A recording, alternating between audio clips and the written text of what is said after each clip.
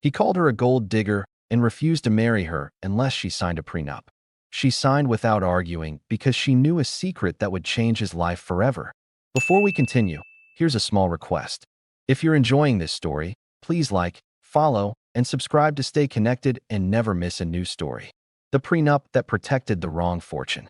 Nathan Carter had always believed that success made people reveal their true intentions. It was a lesson he repeated often, especially after his technology company landed its first multi-million-dollar contract. Almost overnight, investors began calling, business magazines requested interviews, and people who had ignored him for years suddenly wanted to reconnect. He convinced himself that money changed everyone around him. The only person he wasn't completely sure about was the woman he loved. Claire Whitmore had been beside him long before the company became successful. She had celebrated every small victory, comforted him after every failure, and quietly supported his dream without asking for anything in return. Still, as his confidence grew, so did his suspicion. He started questioning whether anyone could truly love a successful man without secretly wanting what he owned. That fear stayed with him until the evening he decided to propose. Instead of beginning with the engagement ring, he carefully placed a thick legal folder on the kitchen table between them. Claire looked at the folder first and then into Nathan's eyes. She immediately understood what it was before opening it. Inside was a detailed prenuptial agreement prepared by one of the city's best attorneys. Nathan folded his hands together and spoke in a calm voice that sounded rehearsed.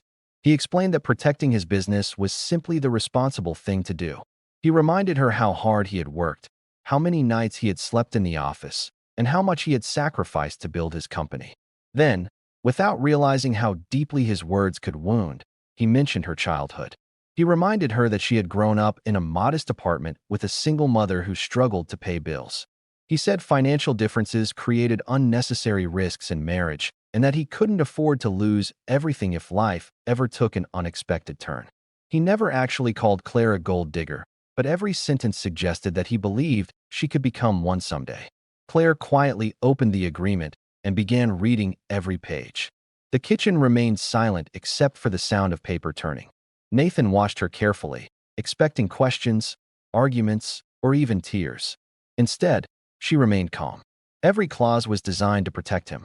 Every future business investment would remain solely his.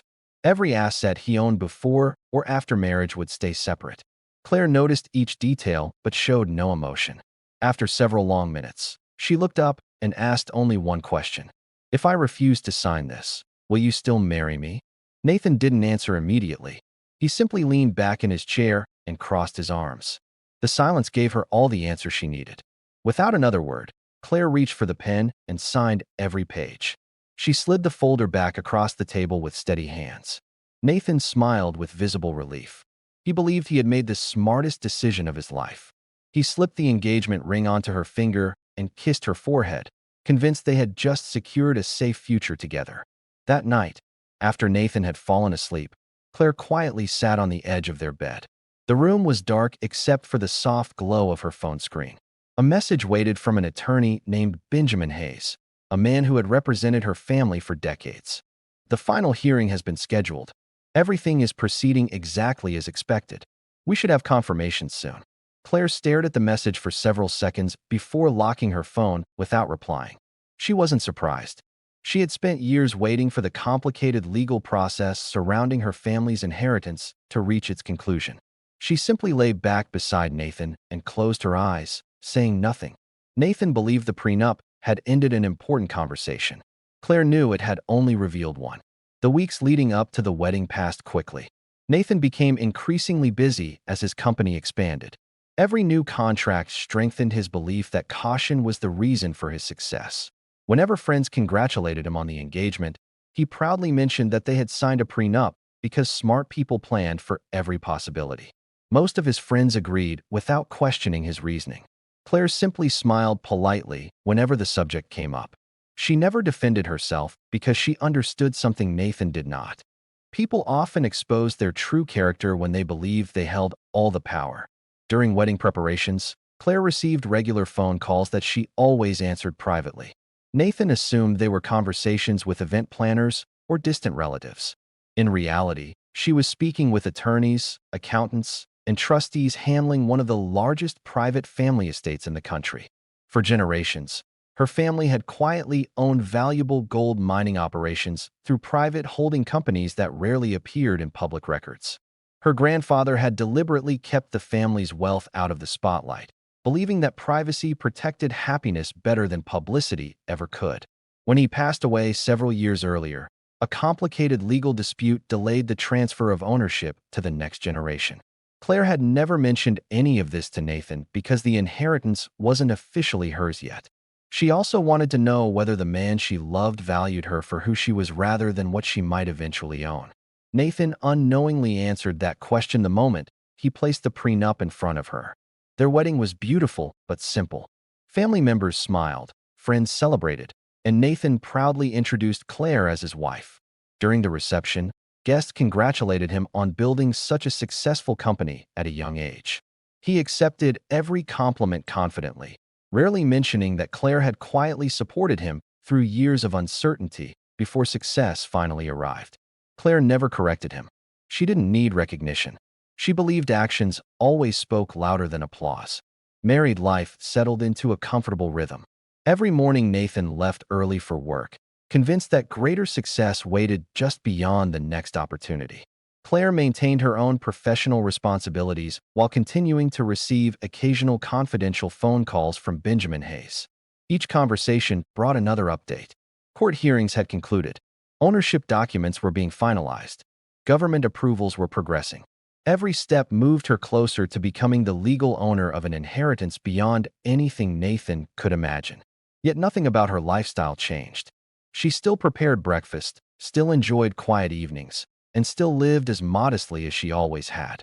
Nathan interpreted her simplicity as proof that she had little ambition beyond supporting his career. He never realized humility and wealth sometimes existed together. As months passed, Nathan became more comfortable discussing money. At dinners with colleagues, he often warned younger entrepreneurs to protect themselves before getting married. Love is important, he would say while raising his glass, but business requires common sense. Everyone usually nodded in agreement. Claire listened silently, gently stirring her coffee while observing the reactions around the table. Some people admired Nathan's confidence. Others looked slightly uncomfortable. She noticed every expression without saying a word. One evening, while driving home after another company celebration, Nathan laughed and casually said, "Signing that prenup was probably the smartest financial decision I've ever made." Claire turned toward the window and watched the city lights pass by. After several quiet moments, she softly asked, "Do you really believe protecting money is more important than trusting the person you marry?" Nathan kept his eyes on the road. "Trust and protection aren't the same thing," he answered. "Even good people can change when enough money is involved." Claire looked back out the window and whispered, almost to herself, "Sometimes money doesn't change people. It simply reveals who they already were." Nathan barely heard her over the sound of passing traffic. He assumed the conversation had ended. Claire knew it had only begun, even if he didn't realize it yet. Nathan threw himself into work with even greater determination over the following months. His company's reputation continued to grow, and every successful deal convinced him that his instincts were always right.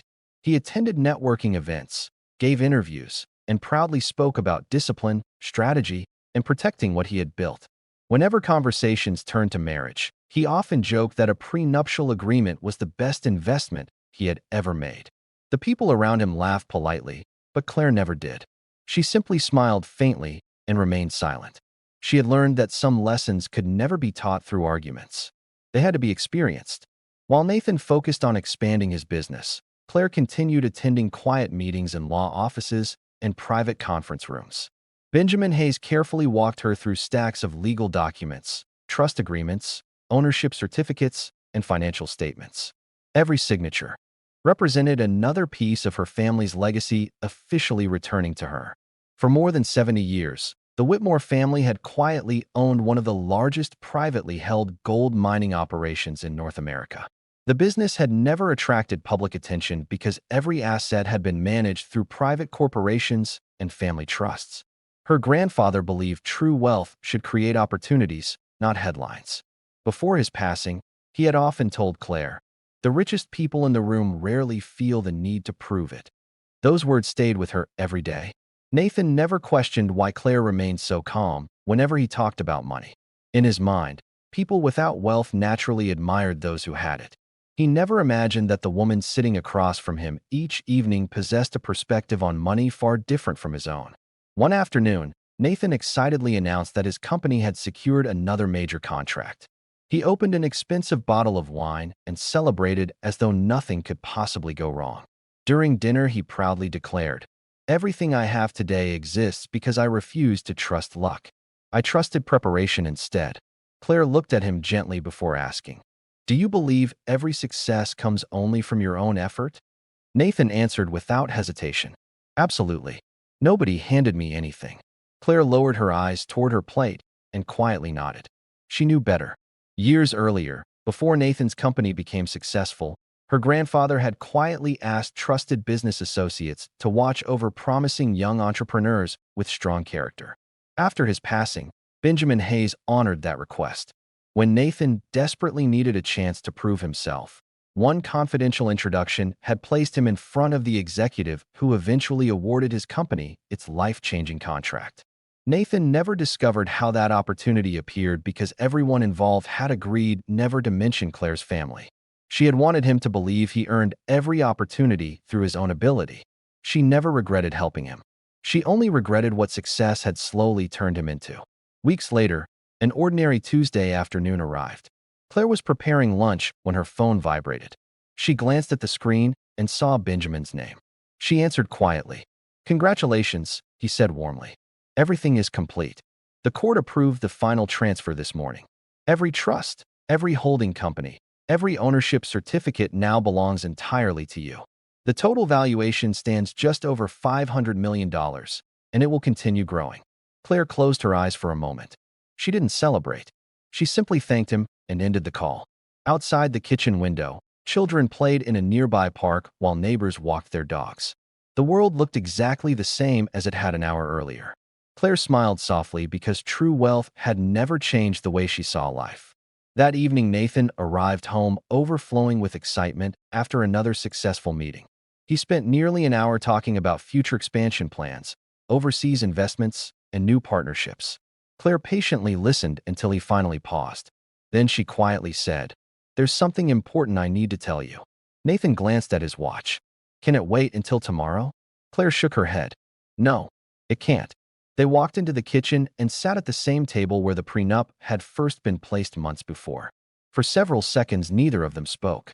Finally, Claire folded her hands together and calmly explained the truth she had carried in silence for so long. She described her grandfather's mining business, the hidden family trusts, the years of legal proceedings, and the inheritance that had finally been transferred into her name that very morning.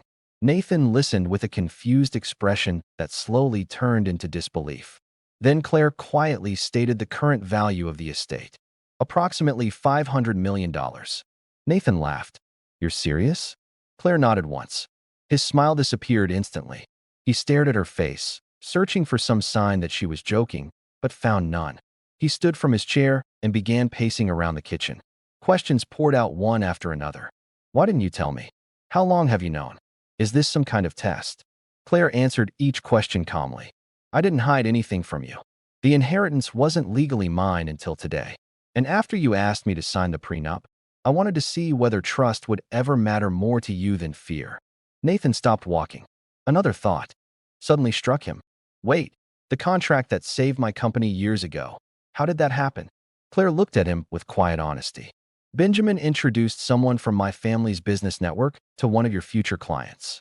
They believed in giving talented people opportunities without asking for recognition. That's how the meeting happened." Nathan felt the room spin.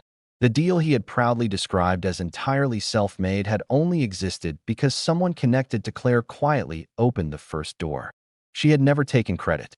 She had never reminded him. She had simply allowed him to believe every success belonged only to him.